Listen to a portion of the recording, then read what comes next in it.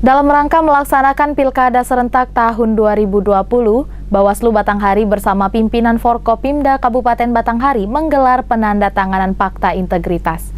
Fakta Integritas ini dilakukan oleh 3 pasangan calon Bupati dan Wakil Bupati Batanghari terkait kepatuhan protokol kesehatan dalam pemilihan yang beradab.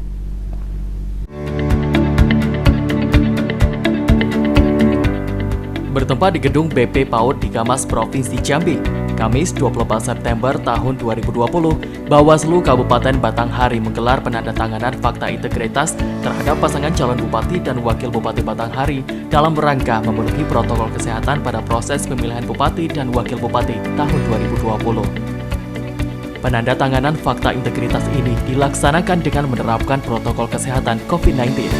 Hadir langsung Ketua Bawaslu Kabupaten Batanghari, Indra Tirikusian, beserta anggota Bawaslu lainnya.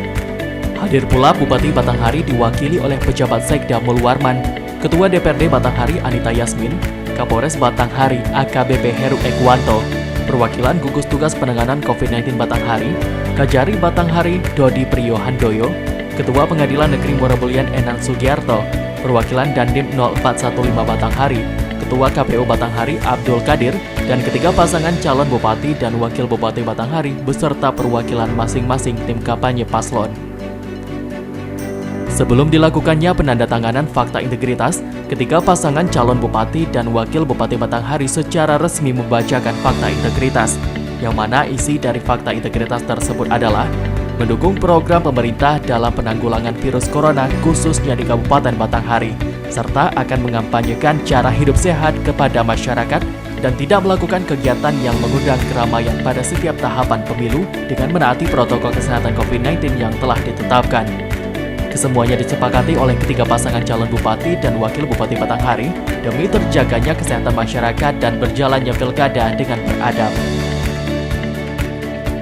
Mengikuti peraturan yang sudah disampaikan tadi oleh Bapak Kapolres, kemudian juga Bapak Bupati, agar kita bersama-sama sepakat untuk melaksanakan pilkada ini tentunya dengan peraturan protokol kesehatan COVID-19.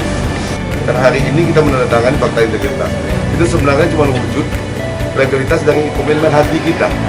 Tapi yang lebih penting bagaimana hati kita untuk menjalankan itu. Bukan kita semua pihak, semua stakeholder memahami bahwa masyarakat harus kita selamatkan. Kemudian sama-sama saling membantu, saling mengingatkan. Karena tadi disampaikan oleh Ketua Bawaslu, ini adalah pendekatan persuasif, pendekatan moral. Bagaimana hati orang, pikiran orang diajak untuk sama-sama membantu.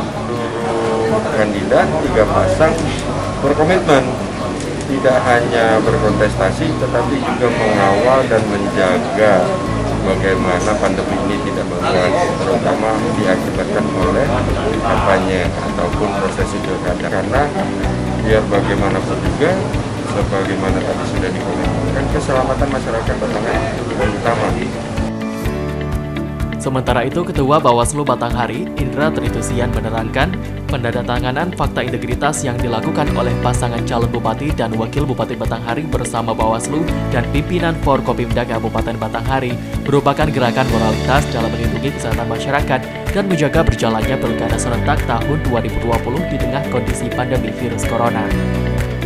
Disampaikan meski sejauh ini belum ada peraturan sanksi tegas terkait protokol kesehatan dalam berkampanye terhadap pasangan calon kepala daerah, namun jika pelanggaran terkait protokol kesehatan tersebut dilakukan secara berulang, maka pelanggaran akan direkomendasikan kepada aparat penegak hukum agar ditindaklanjuti berdasarkan Undang-Undang Hukum Acara Pidana atau KUHAP.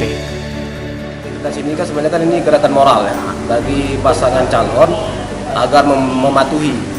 Artinya mereka memberikan pendidikan politik juga kepada masyarakat terkait dengan pematuhan protokol kesehatan ini. Artinya mereka kita berikan beban sama-sama melakukan penegakan protokol kesehatan itu. Harapan Bawaslu sebenarnya harus ada sanksi tegas. Jadi seperti dalam Undang-Undang 10 tentang pasal pidana tentang kampanye uang misalnya kan, itu diatur setiap orang yang memberi dan yang menerima sama-sama dihukum pidana minimal 3 tahun. Perwadi Firdaus, JEK TV melaporkan.